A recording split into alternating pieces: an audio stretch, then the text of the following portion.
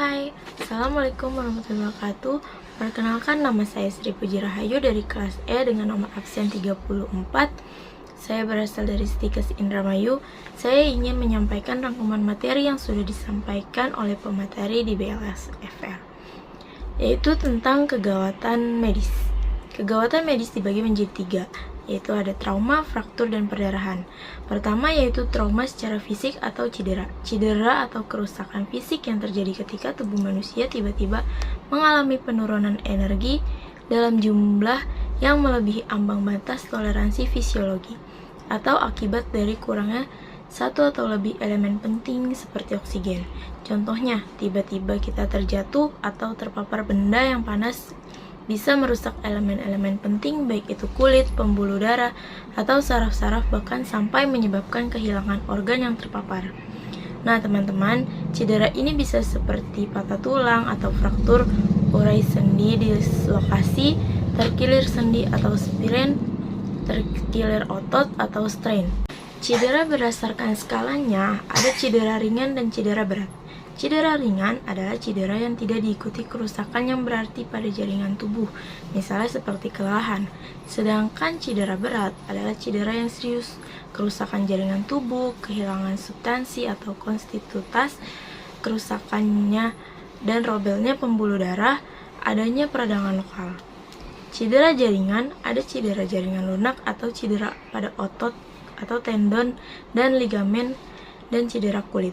Ada juga cedera jaringan keras, yaitu patah tulang dan dislokasi, ada patah tulang terbuka dan tertutup. Penanganan cedera pada kulit, ada luka lecet atau ekskoriasi. Penanganannya dengan cara membersihkan luka dengan NaCl, tutup dengan kasa steril, dan difiksasi. Sedangkan luka robek atau laserasi, luka yang memerlukan jahitan dan dilakukan disinfeksi untuk menutup dengan plester serta membutuhkan antitetanus dan antibiotik. Luka tusuk atau punctum, fiksasi dan hentikan perdarahan dan hindari untuk mencabut atau melepaskan benda asing yang tertusuk. Dan sekarang saya akan menjelaskan tentang perdarahan dan shock. Hubungan luka dengan perdarahan yaitu luka menimbulkan perdarahan, sementara darah adalah salah satu organ penting dalam tubuh yang berperan menjaga bagian-bagian tubuh tetap adekuat menjalankan fungsinya karena darah berfungsi untuk mengalirkan oksigen dan nutrisi. Luka terbuka.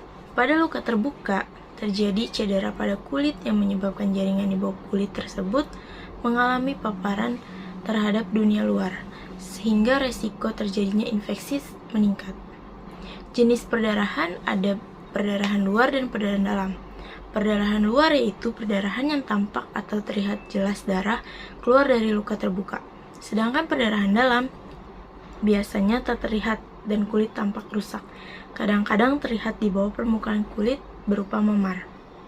Sedangkan shock adalah gangguan sistem sirkulasi di mana sistem kardiovaskuler atau jantung dan pembuluh darah tidak mampu mengalirkan darah ke seluruh tubuh dalam jumlah yang memadai, yang menyebabkan tidak kuatnya perfusi dan oksigenisasi jaringan.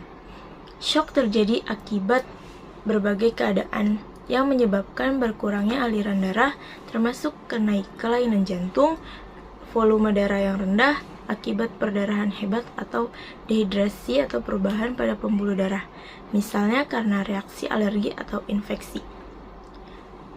Ada juga cara mudah pengkajian shock. Gangguan perfusi periferi, rabat telapak tangan, rasakan hangat, kemerahan, itu tandanya normal. Sedangkan dingin, basah, dan pucat, itu tanda-tanda shock. Tekan dan lepas ujung kuku atau telapak tangan. Jika merah kembali dalam kurang 2 detik, itu artinya normal. Sedangkan lebih dari 2 detik itu artinya shock. Bandingkan dengan tangan pemeriksa. Nadi meningkat, raba nadi radialis, nadi kurang dari 100, tandanya normal, atau nadi lebih dari 100, tandanya shock. Tekanan darah menurun.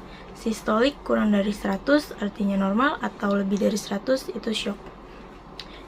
Terima kasih teman-teman, itu saja yang bisa saya rangkum dari materi tentang kegawatan medis. Terima kasih. Dadah.